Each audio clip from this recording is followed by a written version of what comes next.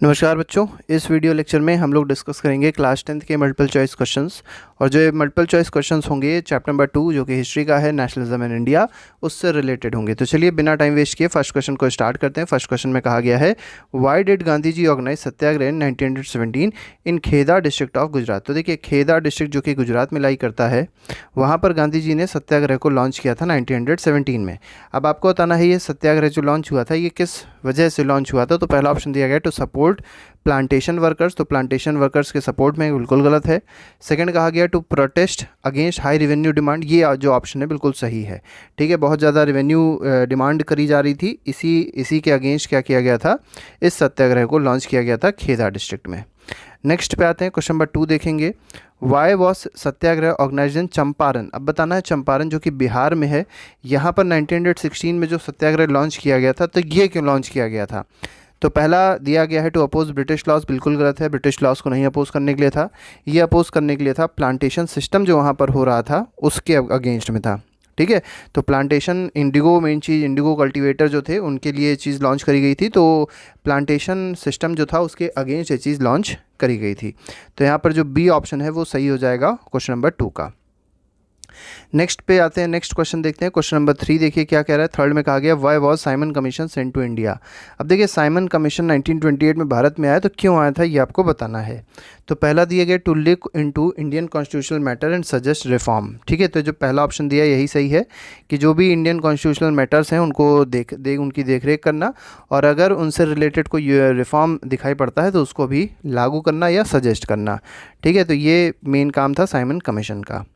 Next पे आते हैं, क्वेश्चन नंबर 4 क्या है। 4 में कहा गया, why was Alluri Sitaram Raju well known. अब देखिए, अलूरी सीताराम राजू जो है वो इतना ज़्यादा फेमस क्यों हुए, इतना ज़्यादा वेल नोन क्यों है। तो पहला ऑप्शन दिया गया, he led the militant movement of tribal peasant in Andhra Pradesh, और यही आंसर इसका सही भी है। ठीक है, इन्होंने क्या किया था कि मिलिटेंट मूवमेंट लीड किया था, और कहाँ पर लीड किया था, आंध्र प्रदेश में। तो ट्राइबल मूवमेंट हुई थी ब्रिटिशर्स के अगेंस्ट, तो ये लीड किया था किसने, अलूरी सीताराम राजू ने।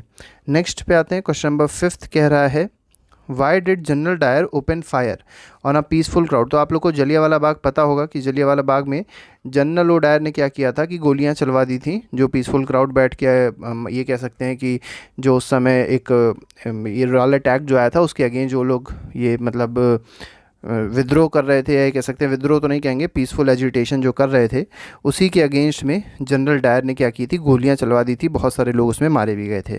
तो ये बताना है कि गोलियां क्यों चलवाई थी उन्होंने। तो पहला क्या कि तो पनिश द इंडियंस गलत है, to take revenge from breaking martial law, तो मार्शल लॉ का जो ब्रेक डाउन हुआ था उसकी क्या बदला लेने के लिए भी गलत है। थर्ड कहा गया, to create a feeling of terror and awe in the mind of Indians, तो ये ऑप्शन जो है बिल्कुल सही है।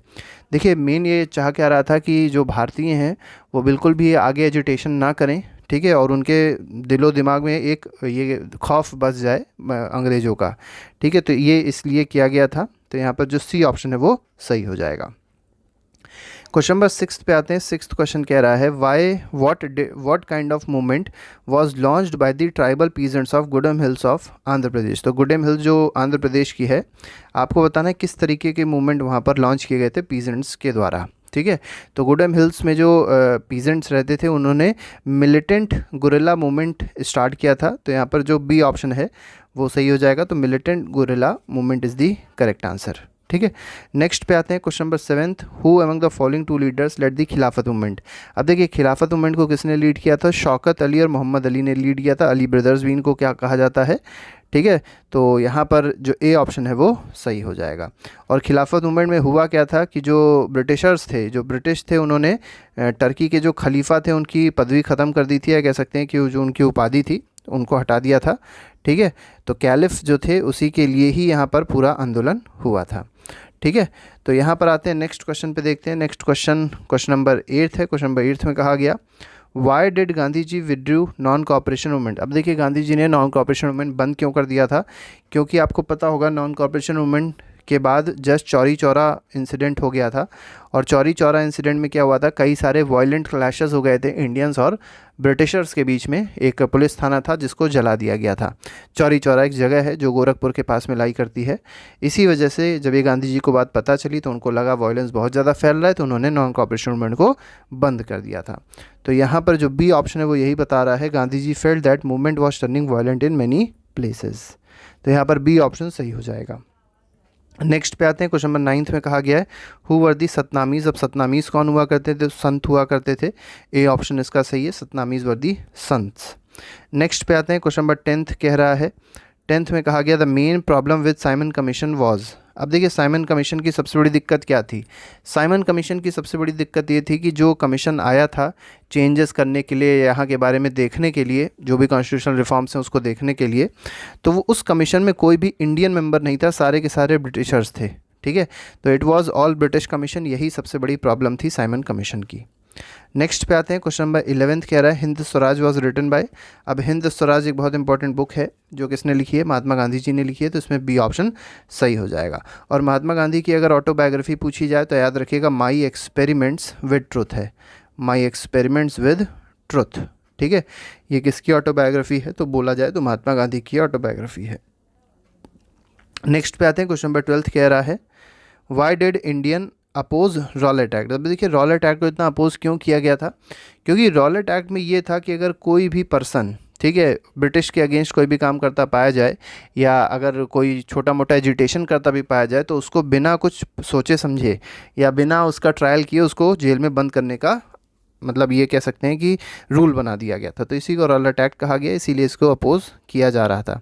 तो इंट्रोड्यूस सॉल्ट लॉ गलत है, it increase taxes on land भी गलत है, it give British the power to arrest and detain a person without a trial. ठीक है, तो ये ऑप्शन इसका सही है। तो बिना किसी ट्रायल के ब्रिटिशर क्या कर सकते थे, किसी भी पर्सन को अरेस्ट कर सकते थे, जेल में डाल सकते थे। तो ये सब चीज़ें हो गई थी, इसी वजह से रॉलेट एक्ट को भारतीय जो थे बहुत ज़्यादा अपोज कर रहे थे।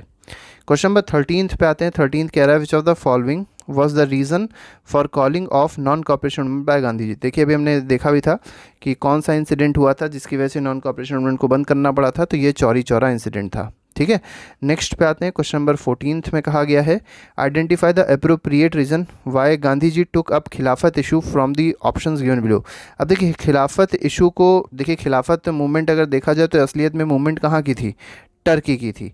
अब टर्की की मूवमेंट को गांधी जी ने भारत में लाने की क्यों कोशिश करी, क्योंकि उनको लगता था कि ये मुस्लिम से रिलेटेड है, खिलाफत इशू जो था वो मेनली मुस्लिम से रिलेटेड था, और गांधी जी को ये लगा कि यही एक तरीका है जिससे मुस्लिम्स को भी हम कहीं ना कहीं ब्रिटिशर्स के अगेंस्ट ला सकते हैं, और हिंदूज पहले से ही ब्रिटिशर्स के अगेंस्ट थे, तो जिससे क्या होगा, दुश्मन का दुश्मन क्या हो जाएगा, दोस्त हो जाएगा। तो हिंदूज़ और मुस्लिम्स के बीच में क्या हो जाएगी, यूनिटी हो जाएगी। तो ये गांधी जी का प्लान था।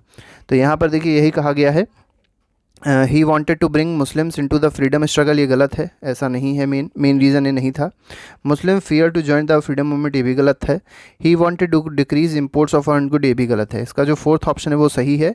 ही wanted to bring Hindus and Muslims closer together for a united movement, क्योंकि गांधी जी क्या चाह रहे थे कि हिंदूज़ और मुस्लिम्स दोनों के दोनों लोग साथ में ही अब आगे चल के मूवमेंट, कोई बड़ा मूवमेंट लॉन्च करे, वो तभी हो पाएगा जब दोनों बीच में यूनिटी होगी। ठीक है, नेक्स्ट पे आते हैं, क्वेश्चन नंबर 15 देखते हैं। 15 में कहा गया है why did Mahatma Gandhi decide to withdraw non cooperation movement in February 1922। तो 1922 जो फरवरी था वहाँ पर गांधी जी ने नॉन कॉपरेशन मूवमेंट को बंद कर दिया था, और ये चौरी चौरा इंसिडेंट की वजह से बंद किया गया था।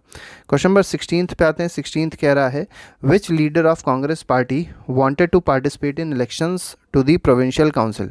देखिए प्रोविंशियल काउंसिल के जो इलेक्शन होने वाले थे तो कई पार्टियों ने उसको अपोज किया था, लेकिन कुछ लोग ऐसे भी थे जो इसमें ये लड़ना चाह रहे थे, जो इसको अपोज नहीं करना चाह रहे थे। इसमें क्वेश्चन नंबर 17 है। 17 में कहा गया which of the following resolution was adopted at Lahore Congress session in December 1929। तो देखिए दिसंबर 1929 में जो लाहौर सेशन हुआ कांग्रेस का, उसमें कौन सा रेजोल्यूशन अडॉप्ट किया गया था, तो पूर्ण स्वराज का रेजोल्यूशन उसमें अडॉप्ट किया गया था। ठीक है, कंप्लीट इंडिपेंडेंस जिसको कहते हैं।